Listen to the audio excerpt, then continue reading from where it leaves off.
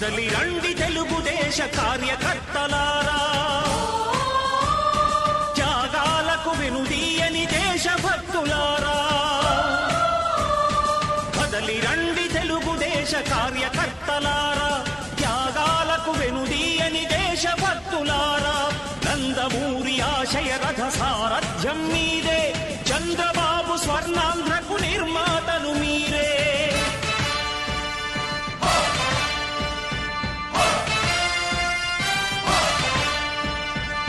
కదలి రండి తెలుగుదేశ కార్యకర్తలారా, త్యాగాలకు వెనుదీయని దేశభక్తులారా.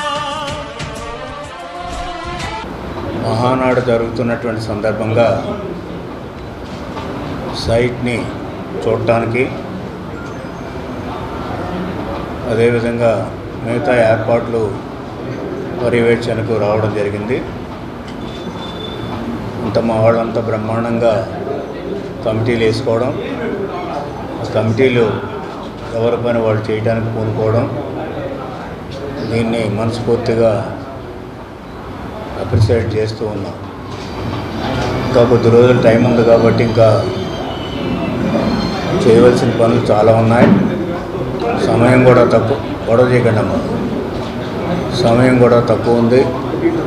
ఇంకా త్వరితగతిన మనం పూర్తి చేసుకోవాల్సినటువంటి అవసరం ఉంది. అయితే ప్రభుత్వం అంటే ప్రజలందరిది. ప్రజలు అన్ని పార్టీల్లో ఉంటారు. అన్ని పార్టీలకు సంబంధించినటువంటి ఈ ప్రజా ధనం కానీ ప్రజా ఆస్తి కానీ అందరూ ప్రొటెక్ట్ చేయాలి. ఏదో మమ్మల్ని ఎన్నుకున్నారు కాబట్టి ఈ ఆస్తి అంతా మాదనేటువంటి రీతిలో జగన్మోహన్ రెడ్డి ప్రభుత్వం వ్యవహరించడం అనేటువంటిది మంచిది కాదు. ఇంకేదంటే మా వాళ్ళు పార్టీ తరఫున అందరికీ తెలిసినటువంటి ప్రతి సంవత్సరం కూడా మహానాడు చాలా ఘనంగా జరుపుకుంటూ ఉంటాం. ఈ మహానాడు అనేటువంటిది పబ్లిక్ ఇష్యూస్ డిస్కస్ చేయడానికి, అదేవిధంగా పబ్లిక్కి ప్రజలకు కావాల్సినటువంటి ఏ విధంగా అయినప్పుడు కూడా సహకారం చేయడానికి, అదేవిధంగా పబ్లిక్ ఇష్యూస్ అన్నీ కూడా డిబేట్ చేసి వాటిని కార్యరూపంలో పెట్టడానికి అధికారంలో ఉన్నా అధికారంలో లేకపోయినప్పుడు కూడా తెలుగుదేశం పార్టీ చేసేటువంటి ఒక పెద్ద కార్యక్రమం ఇది. తెలుగుదేశం పార్టీ పెట్టినప్పటి నుంచి కూడా ప్రతి సంవత్సరం చేస్తాం. కొన్ని సంవత్సరాలు మాత్రం చేయలేకపోయాం. ఏం చేయాలంటే కోవిడ్ ఉంది కాబట్టి 1-2 సంవత్సరాలు చేయలేకపోయాం. కానీ ప్రతి సంవత్సరం కూడా జరుగుతుంది. కానీ అదేవిధంగా ఈ సంవత్సరం ఒంగోలులో ఈ మహానాడు చేయడానికి పార్టీ నిర్ణయించడం, ఇక్కడ స్థలం గురించి ముఖ్యంగా మినీ స్టేడియం గురించి పార్టీ తరఫున మా వాళ్ళందరూ కూడా అప్లై చేస్తే కలెక్టరు డాట్ చేశాడు. బాగా డిలే చేసి చివరికి నో అని చెప్పడం జరిగింది. వీళ్ళ సొంత ఆస్తి కాదు మినీ స్టేడియం కాదు. ఇందాక నేను చెప్పాను, ఇది ప్రభుత్వం యొక్క ఆస్తి. ప్రభుత్వం అందరికీ సంబంధించినటువంటిది. ప్రభుత్వంలో ఉండేటువంటి పార్టీలు కూడా ఏదైనా మీటింగ్లు పెట్టుకోవాల్సి వచ్చినప్పుడు ప్రభుత్వం ఆస్తులు కూడా ఇచ్చేటువంటి సందర్భాలు ఉంటాయి. చాలా చోట్ల కాలేజీ గ్రౌండ్స్లో పెడతారు. మేమున్నప్పుడు కూడా, మేము అధికారంలో ఉన్నప్పుడు కూడా జగన్ మీటింగ్లు పెట్టుకున్నాడు, కాంగ్రెస్ మీటింగ్లో పెట్టుకున్నారు, అదేవిధంగా బీజేపీ మీటింగ్ పెట్టుకుంటుంది. ఇది అందరికీ సంబంధించినటువంటి సంపద. సంపద అంటే తినేయటానికి కాదు, దోచుకోవటానికి కాదు, ఒక మీటింగ్ పెట్టుకోవడానికి, పబ్లిక్ ఇష్యూస్ అన్నీ కూడా రిఫ్లెక్ట్ చేయడానికి పెట్టేటువంటి కార్యక్రమం మహానాడు అంటే. అంచేత మహానాడు ఒక మినీ స్టేడియంలో పెట్టుకుంటా ఉంటే జగన్కి భయం ఎందుకు అంటే, ఒకవేళ మినీ స్టేడియం ఇవ్వాల్సినటువంటి బాధ్యత ప్రభుత్వానికి ఉంది. మా ప్రభుత్వంలో ఉన్నప్పుడు వీళ్ళకి అనేక సందర్భాల్లో పర్మిషన్లు ఇచ్చాం, పోలీస్ బందోబస్తులు ఇచ్చాం. అన్నీ ఏం చేతంటే ఒక పొలిటికల్ పార్టీని గౌరవించడం అనేటువంటిది మిగతా పొలిటికల్ పార్టీకి ఉండేటువంటి సంస్కృతి సాంప్రదాయం. అటువంటి సంస్కృతి సాంప్రదాయం లేనటువంటి వాడు ఈనాడు జగన్ ముఖ్యమంత్రిగా ఉన్నాడు. ఇంకా ప్రభుత్వం పరిపాలన ఎలా ఉంటుందో అందరికీ తెలిసినటువంటిదే.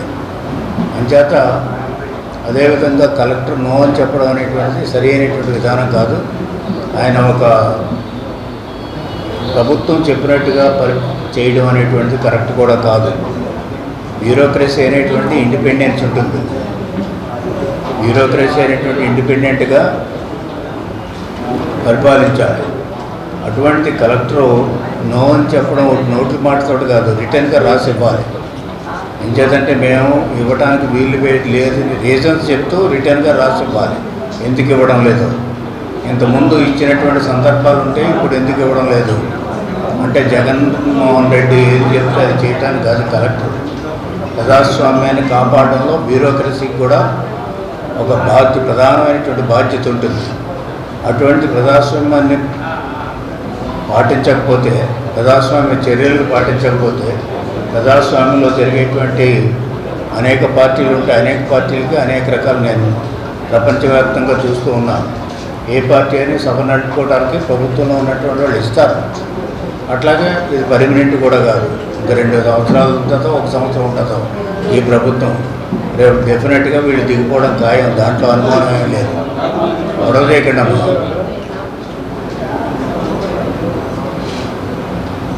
నెక్స్ట్ టైం ఎప్పుడు ఎలక్షన్ వచ్చినప్పుడు కూడా వీళ్ళు ఇంటికి వెళ్ళిపోవడం ఖాయం. ఇంటికి వెళ్ళిపోయేటప్పుడు ఇలాంటి చెత్త పనులన్నీ చేసి చెత్త పన్ను వేయడం, ఇటువంటి అప్రజాస్వామిక చర్యలు చేపట్టడం అనేటువంటిది వీళ్ళ యొక్క సంస్కృతి సాంప్రదాయం. అంచేత ఈ రోజున వాళ్ళు ఇస్తే మంచిది సాంప్రదాయం, ఇవ్వకపోతే మేమేదో మీటింగే ఆఫ్ చేసేస్తాం, మహానాడే జరగదు అనుకోవడం అంటే తన భ్రమ.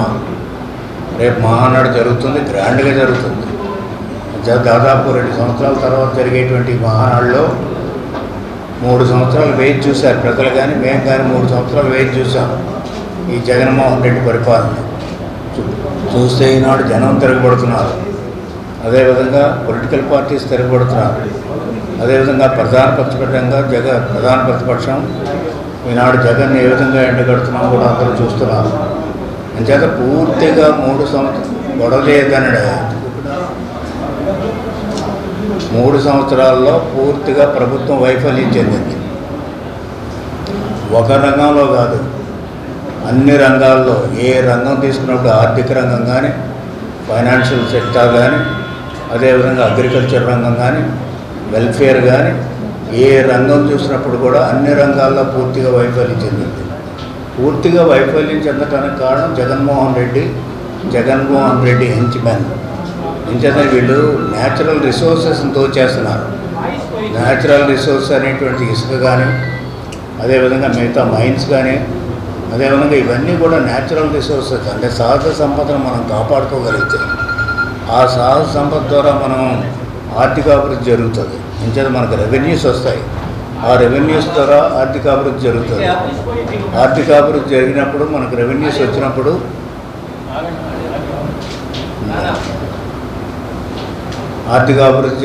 రెవెన్యూస్ బాగా వస్తాయి. రెవెన్యూస్ బాగా వచ్చినప్పుడు కార్యక్రమాలు చేపట్టడానికి చేతనే ఉంటుంది. అంచేత అప్పులు పాలవ్వాల్సినటువంటి అవసరం లేదు. కానీ జగన్మోహన్ రెడ్డి ఎప్పుడైతే ప్రభుత్వంలో 3 సంవత్సరాల్లో సహజమైనటువంటి మన సంపదను దోచేస్తున్నారో వీళ్ళు, ఆ సంపద యొక్క ఆస్తి అంతా కూడా గవర్నమెంట్ ట్రెజరీకి రావాలి. గవర్నమెంట్కి ట్రెజరీకి రాకుండా, దాని ఆదాయాలు ట్రెజరీకి రాకుండా వీళ్ళు వైసీపీ అదేవిధంగా జగన్మోహన్ రెడ్డి మనుషుల చేతుల్లోకి పోతూ ఉన్నాయి. జగన్మోహన్ రెడ్డి చేతుల్లోకి ఎప్పుడైతే ఈ ఆస్తులన్నీ పోతున్నాయో రాష్ట్ర ఆదాయం పడిపోయింది. రాష్ట్ర ఆదాయం ఎప్పుడైతే పడిపోయిందో అదేవిధంగా అప్పులు చేసుకునేటువంటి పరిస్థితి వచ్చింది. కొన్ని అప్పులు చేస్తున్న దాదాపు ఇప్పటికీ యాజ్ ఆన్ టుడే లెక్కేస్తే 8 లక్షల కోట్ల రూపాయలు అప్పులు ఇచ్చారు. ఇంకా 2 సంవత్సరాలు ఉంది. ఇంకా 2 సంవత్సరాల్లో యావరేజ్ మీద 1,00,000 కోట్ల పైన అప్పు తెస్తున్నారు. అంటే ఇంకా 2 లక్షలు, ఇంకా 2 సంవత్సరాలు ఉంది. అంటే ఇంకా ఈ రాబోయేటువంటి 2 సంవత్సరాల్లో కూడా ఇంకో 3 లక్షల కోట్లు అప్పు తెచ్చేటువంటి పరిస్థితి ఉంది. చేస్తే 8 + 3 11 లక్షల కోట్ల రూపాయలు మనం జగన్మోహన్ రెడ్డి అధికారంలో దిగేటప్పటికి కాబోతుంది అప్పు. 11 లక్షల కోట్ల రూపాయల అప్పు ఎప్పుడు చేశాడు? ఈయన అధికారంలోకి వచ్చిన దగ్గర నుంచి. మేము అధికారం దిగిపోయేటప్పటికి 2,57,000 కోట్లు అవుట్ స్టాండింగ్ లయబిలిటీస్. అంటే 1956 సంవత్సరంలో మనకి ఆంధ్రప్రదేశ్ ఏర్పడింది. 1956 సంవత్సరంలో మనకు ఆంధ్రప్రదేశ్ ఏర్పడితే ఆంధ్రప్రదేశ్ ఏర్పడిన దగ్గర నుంచి 2014-2019 వరకు మనం చూస్తే దాదాపు 2,57,000 కోట్ల రూపాయలు మాత్రమే అవుట్ స్టాండింగ్ లయబిలిటీస్ ఉండేవి. అంటే ఓవరాల్ అప్పు స్టాండింగ్ డెట్. అది అయిన తర్వాత 3 సంవత్సరాల్లో జగన్మోహన్ రెడ్డి వచ్చేది. అంటే 8 లక్షల్లోకి, అంటే ఈ 3 సంవత్సరాల్లో చేసింది చూస్తే 8 లక్షల్లో నుంచి 2,57,000 కోట్లు తీసేస్తే మిగతా అప్పు అంతా కూడా ఒకసారి మీరు అందరూ గుర్తించాలి, మీరు గుర్తించాలి, ప్రజలు కూడా గుర్తిస్తారు. 56లో వచ్చినటువంటి ఆంధ్రప్రదేశ్ అప్పులు మొదలెడితే అప్పుడప్పుడు తీసేసింది. మీకు 2018 చివరికి చూస్తే మీకు 2,57,000 కోట్లే అవుట్ స్టాండింగ్ లయబిలిటీస్. మిగతాదంతా జగన్మోహన్ రెడ్డి చేసింది 8 లక్షల కోట్లు. ఇంకో 3 లక్షల కోట్లు ఇంకా అప్పు చేయడానికి ఆయన అప్లికేషన్ కూడా పెడుతున్నాడు. అదేవిధంగా బడ్జెట్లో కూడా తయారవుతున్నాడు. అంటే ఎవరు ఇప్పుడు యావరేజ్ మీద జగన్మోహన్ రెడ్డి వచ్చిన తర్వాత 1,00,000 కోట్ల రూపాయలు ఇంట్రెస్ట్ ప్రిన్సిపల్ కట్టేటువంటి పరిస్థితి వచ్చింది. మీకు ఇంట్రెస్ట్ ప్రిన్సిపల్ కలిపి 1,00,000 కోట్ల రూపాయలు కడుతూ ఉంటే అసలు మీ బడ్జెట్ ఎంత అని అడుగుతున్నా. బడ్జెట్ చూస్తే 2,56,000 కోట్లు. ఇప్పుడు ఈ సంవత్సరం 2,57,000 కోట్లు, 2,56,000 కోట్ల రూపాయలు. మహా పెరిగితే బడ్జెట్ రేపు రాబోయేటువంటి 2 సంవత్సరాల్లో ఇంకో 2 టైమ్స్ బడ్జెట్ పెడతారు వీళ్ళు వీళ్ళు అధికారంలో ఉంటే. పెట్టినప్పుడు మీకు యావరేజ్ మీద 4%, 5% కంటే బడ్జెట్ ఇంక్రీజ్ కానప్పుడు మీకు ఎప్పుడు బడ్జెట్ తీసుకున్నాం 3 లక్షల కోట్ల రూపాయలు లోపే ఉంటుంది. మీకు ఫైనల్ ఇయర్ అంటే 2020-24 చూస్తే 3 లక్షల కోట్ల రూపాయలు బడ్జెట్ ఉంటుంది వీళ్ళకి. 3 లక్షల కోట్ల రూపాయలు బడ్జెట్ ఉంటే దాంట్లో 1,00,000 కోట్లు అప్పులు పోతుంది. అదేవిధంగా ఇంకో 1,00,000 కోట్లేమో రెవెన్యూ ఎక్స్పెండిచర్కి పోతుంది. ఇంక వీళ్ళకి మిగిలింది ఏంటి అంటే దీనివల్ల ఈయన చేసినటువంటి దుష్ట పరిపాలన వల్ల, అదేవిధంగా ఈయన చేసినటువంటి తప్పుడు పరిపాలన వల్ల, ఈయన చేస్తున్నటువంటి అవినీతి పరిపాలన వల్ల, ఈయన చేస్తున్నటువంటి దోపిడీ పరిపాలన వల్ల నష్టపోయేది ముఖ్యంగా ప్రజల్లో కూడా బలహీన వర్గాలు, SC, ST, BC, minority, EBC నష్టమవుతారు. ఏం చేద్దంటే రేపు భవిష్యత్తులో వెల్ఫేర్ కార్యక్రమాలు చేయడానికి కూడా వీళ్ళ దగ్గర డబ్బులు లేవు. ఒకవైపు చూస్తున్నాం కేంద్ర ప్రభుత్వం కూడా టైటన్ చేస్తున్నారు అప్పులకు సంబంధించిన తరఫున. అంటే ఇప్పుడు ఇతను ఉండేటువంటి పరిస్థితి విచ్చలవిడిగా దోచేసేటువంటి కార్యక్రమం పెట్టాడు జగన్మోహన్ రెడ్డి. ఈ దోపిడీ కార్యక్రమం ఆయన చరిత్ర చూస్తే మనకి ప్రభుత్వంలోకి రాను ముందే మేము 1,00,000 కోట్ల రూపాయలు దోపిడీ చేశాడనేటువంటి ఆ రోజున పిట్ ప్రోకో అనేటువంటి దాని మీద చెప్పాం. అదేవిధంగా చెప్పిన దాంట్లో 43,000 కోట్ల రూపాయలు ఆల్రెడీ సిబిఐ వాళ్ళు ప్రూవ్ చేశారు, ఈడీ కానీ సిబిఐ కానీ. దాంట్లో 5,000 కోట్ల రూపాయలు అటాచ్మెంట్ చేశారు. ఆ అటాచ్మెంట్ చేసిన ప్రాపర్టీలు కూడా ఉన్నాయి. అంచేత నేను డిమాండ్ చేసేది ఏదైతే 5,000 కోట్ల రూపాయలు అటాచ్ ఈడీ చేశాడో ఆ డబ్బంతా ట్రెజరీకి తీసుకురండి. అదేవిధంగా ఏదైతే మేము ఆ రోజున ఇరిగేషన్ పెట్టామో 1,00,000 కోట్ల రూపాయలు జగన్మోహన్ రెడ్డి వాళ్ళ నాన్న అడ్డు పెట్టుకుని తిన్నాడో అదంతా కూడా ట్రెజరీకి కానీ ఇస్తే ప్రభుత్వ ధనం, అది ప్రభుత్వ ధనం ట్రెజరీకి కానీ అందిస్తే మనకు సమస్యలు లేకుండా పోతాయి. రాష్ట్రంలో వెల్ఫేర్ కార్యక్రమాలు బ్రహ్మాండంగా చేయొచ్చు. అంచేత ఒక్క వ్యక్తి జగన్మోహన్ రెడ్డి 43,000 కోట్ల రూపాయలు ఎంత వాళ్ళు నిర్ణయించారో, ఈడీ కానీ అదేవిధంగా సిబిఐ కానీ నిర్ణయించారో ఆ అమౌంట్ ప్రభుత్వానికి రావాల్సింది వాళ్ళ జేబుల్లో ఎక్కడ ఉంది, వాడు ఎక్కడ దాచిపెట్టాడు జగన్మోహన్ రెడ్డి డబ్బు. దాచిపెట్టిన డబ్బు ప్రభుత్వ ధనం కాబట్టి, ప్రజాధనం కాబట్టి ప్రజలకు పంచాలి. అంచేత ఇక్కడ పంపించండి అని అడుగుతున్నాం. అంచేత ట్రెజరీకి తీసుకురావాలి. తీసుకొస్తే మనకేంటంటే అప్పులు చేయవలసినటువంటి అవసరం ఉండదు. అదేవిధంగా మనం వడ్డీలు ప్రిన్సిపల్ అమౌంట్లు కట్టడానికి ఈజీగా కట్టచ్చు. ప్రజల్లో విపరీతమైనటువంటి వ్యతిరేకత ఉంది. ఎందుకు వచ్చింది వ్యతిరేకత? అంచేత నువ్వు చేసేటువంటి అవినీతి, అక్రమాలు, దోపిడీ విధానం, అట్రాసిటీస్, మహిళల మీద దౌర్జన్యం, దళితుల మీద దౌర్జన్యం, ఇవన్నీ చేస్తున్నటువంటి ప్రజల్లో విపరీతమైనటువంటి వ్యతిరేకత ఉంది. ఆ వ్యతిరేకత ఇప్పుడు గడప గడపకి అనే కార్యక్రమంలో ఎదురవుతూ ఉంది నీకు. దాన్ని డైవర్ట్ చేసుకోవడానికి నువ్వే ఎన్ని కార్యక్రమాలు పెట్టినప్పటికీ కూడా అవేం వర్కౌట్ కావడం లేదు. ఒక ఉదాహరణ చూస్తే సాక్షికి అడ్వర్టైజ్మెంట్స్ ఇస్తున్నాడు. ఓకే, సాక్షికి ఎన్నిసార్లు ఇస్తారని అడ్వర్టైజ్మెంటు?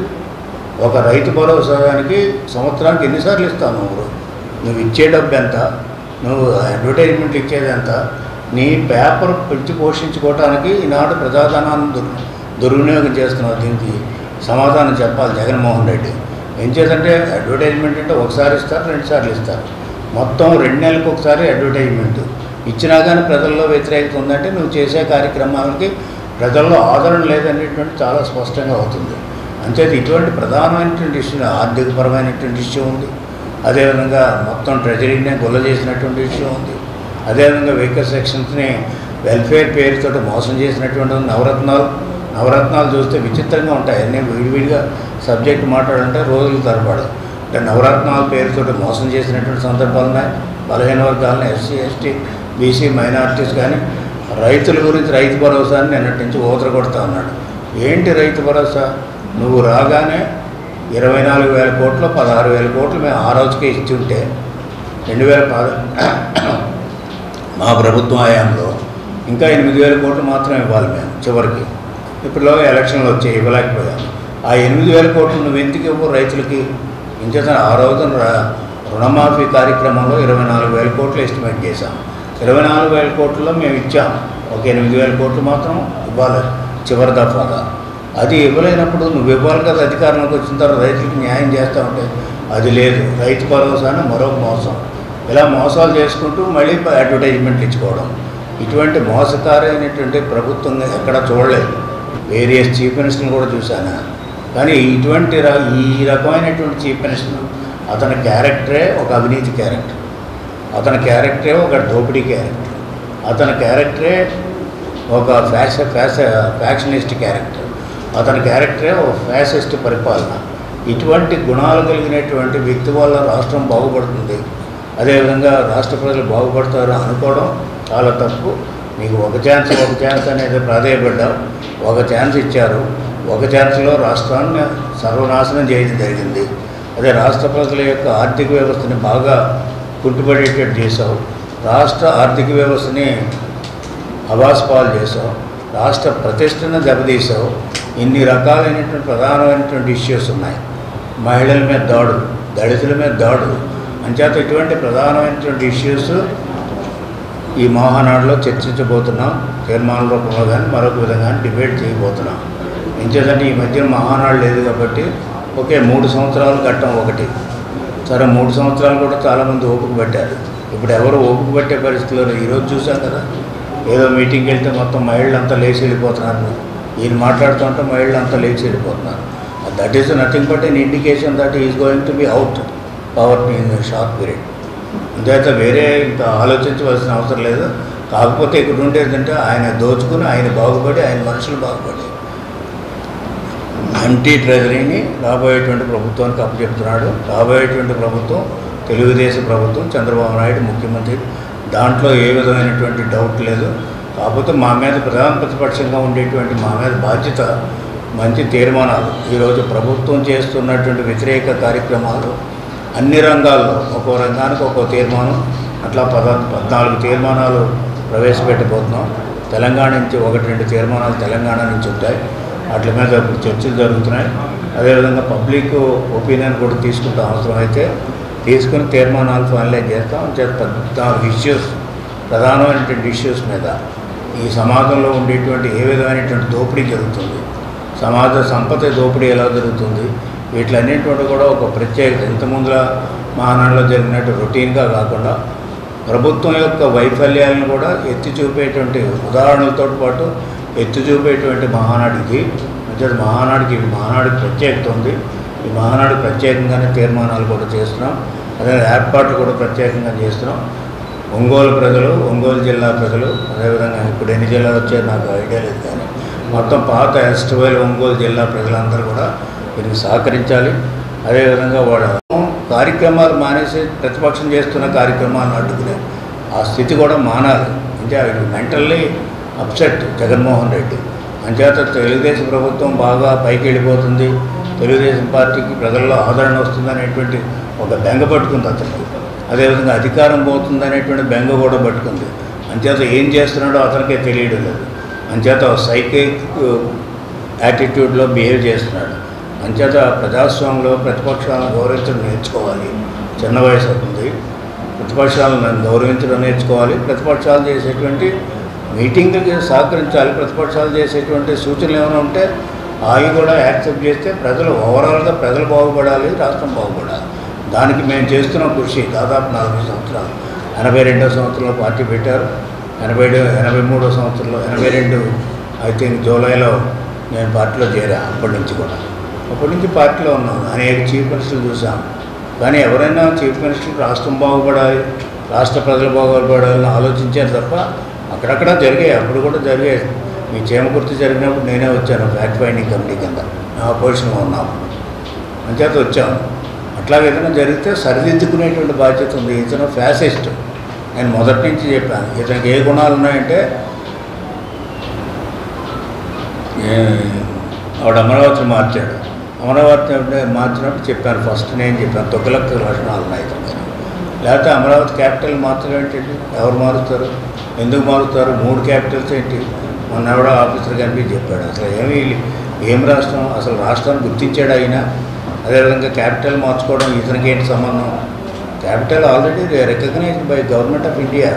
మళ్ళీ మార్చడం వల్ల ఏమైంది? ఈనాడు క్యాపిటల్ ఎక్కడ ఉందో తెలియనటువంటి పరిస్థితి కల్పించాడు అతను. అందరికీ తెలిసి ఇతనికి తెలియదు ఎక్కడుందో. అంచేత నేను వెళ్ళి వైజాగ్లో కూర్చుంటాను, ఇడుపులపాయలో కూర్చుంటాను, లేకపోతే ఎక్కడ కూర్చుంటాను, ఎక్కడ నేను ధనం పెట్టుకున్నాను అక్కడే కూర్చుంటాను. అందుకని ఫస్ట్ టైం చెప్పాను, ఇడుపులపాయ యొక్క బంకర్స్ వెతకవలసినటువంటి అవసరం ఉంది. ఇంత డబ్బు వేల కోట్ల రూపాయలు ఎక్కడికి పోతుంది? ఎక్కడుంది ఈ డబ్బు? హవాలా కేసులు ఉన్నాయి ఇతని మీద, ఐపీసీ కేసులు ఉన్నాయి ఇతని మీద, అదేవిధంగా మనీ లాండరింగ్ కేసులు ఉన్నాయి, అదేవిధంగా ఎఫ్సిఐ కేసులు ఉన్నాయి. లేని చట్టంలో లేనటువంటి కేసు లేదు. దాదాపు 11 ఛార్జ్షీట్లు పడ్డాయి. 60 రోజులు జైల్లో ఉన్నాడు. ఇటువంటి చరిత్ర కలిగినటువంటి వాడికి బ్రతిమాలి ఒక ఛాన్స్ ఇస్తే ఆ ఛాన్స్ తోటి రాష్ట్రాన్ని సర్వనాశనం చేస్తున్నాడు. అంతే ప్రజలు కూడా ఆలోచించాలి. ఇటువంటి నాయకులకి అధికారం ఇచ్చి మనం నష్టపోకుండా చూసుకోవాల్సిన బాధ్యత ప్రజలకు ఉంది. Thank you very much. ఏమన్నా ఉంటే మీరు అడగండి.